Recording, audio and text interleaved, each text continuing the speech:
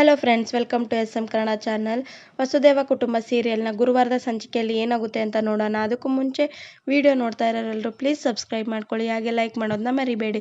ಇನ್ನು Nitin fashion show ಅಲ್ಲಿ ನಿಂತ್ಕೊಂಡು ನೋಡ್ತಾ ಇರ್ತಾನೆ. ಆಗ ರಾಗಿಣಿ ಹಿಂದೆಗಡೆಯಿಂದ ಬಂದು, ಏನ್ ನಿತಿನ್, ಇವೆಂಟ್ನ ಹಿಂದ್ಗಡೆಯಿಂದ ಮರೆಯಾಗಿ ನಿಂತ್ಕೊಂಡು ನೋಡ್ತಾ ಇದೀಯಾ?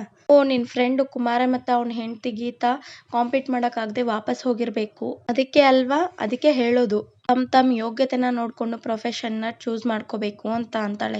ಆಗ ನಿತಿನ್ಗೆ, ನೀನ್ ಇಲ್ಲಿಗೆ ಯಾಕೆ ಬಂದಿದೀಯಾ? ಆಡ್ಕೊಂಡು ನಗೋದಕ್ಕಾ ಅಂತಾನೆ. ಆಗ ರಾಗಿಣಿ, ಅಫ್ಕೋರ್ಸ್, ಮತ್ತೆ ಮತ್ತೆ ಈ ಚಾನ್ಸ್ ಸಿಗುತ್ತಾ? ಇನ್ನೇನ್ ಮತ್ತೆ?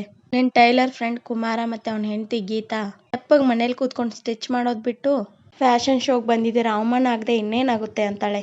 ಆಗ ನಿತಿನ್ ನಗ್ತಾ, ಈಗಲೇ ಅಷ್ಟು ಬೇಗ ಕನ್ಕ್ಲೂಡಿಗೆ ಬರಬೇಡ ರಾಗಿಣಿ, ಪಿಕ್ಚರ್ ಅಭಿ ಬಾಕಿ ಹೈ ಅಂತಾನೆ. ಆಗ ರಾಗಿಣಿ, ಹೌದೌದು, ಇನ್ನು ಎಲ್ಲರ ಎದುರುಗಡೆ ಅವಮಾನ ಆಗ್ಬೇಕು, ಆರ್ಗನೈಸರ್ ಹತ್ರ ಚೀತು ಅಂತ ಉಗಿಸ್ಕೋಬೇಕು, ಇನ್ನು ಏನೇನೆಲ್ಲ ಬಾಕಿ ಇದೆ ಅಂತಾಳೆ. ಆಗ ನಿತಿನ್, ರಾಗಿಣಿ, ನೀನ್ ಎಂತವಳು ಅಂತ ನಂಗೆ ಚೆನ್ನಾಗಿ ಗೊತ್ತಿದೆ, ಅಷ್ಟಕ್ಕೂ ನೀನ್ ಇಲ್ಲಿಗೆ ಬಂದು ಯಾಕೆ ಈ ತರ ಮಾತಾಡ್ತಿದ್ಯಾ ಅನ್ನೋದು ಗೊತ್ತಿದೆ ಅಂತ ಹೇಳ್ತಾನೆ. ಆಗ ರಾಗಿಣಿ, ನಾನೇನ್ ಮಾಡಿದೆ, ಜಸ್ಟ್ ವಾಕ್ ಮುಗಿಸ್ಕೊಂಡು ಬಂದೆ.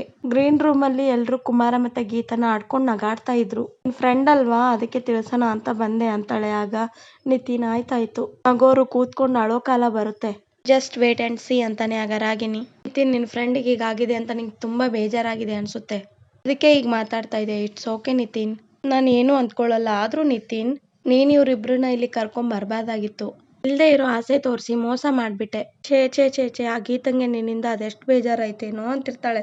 ಆಗ ನಿತಿನ್ ನಗಾಡ್ತಾ, ಅಲ್ಲ ರಾಗಿಣಿ, ಸ್ವಲ್ಪ ಸಮಾಧಾನವಾಗಿರು, ಇವಾಗ ಯಾರಿಗ್ ಬೇಜಾರಾಗುತ್ತೆ ಅನ್ನೋದು ಗೊತ್ತಾಗುತ್ತೆ, ಗೀತಾ ಅವ್ರಿಗೆ ಬೇಜಾರಾಗುತ್ತೋ ಇಲ್ವೋ ನೀನೇ ಕೇಳುವಂತೆ ಅಂತ ಹೇಳ್ತಾನೆ.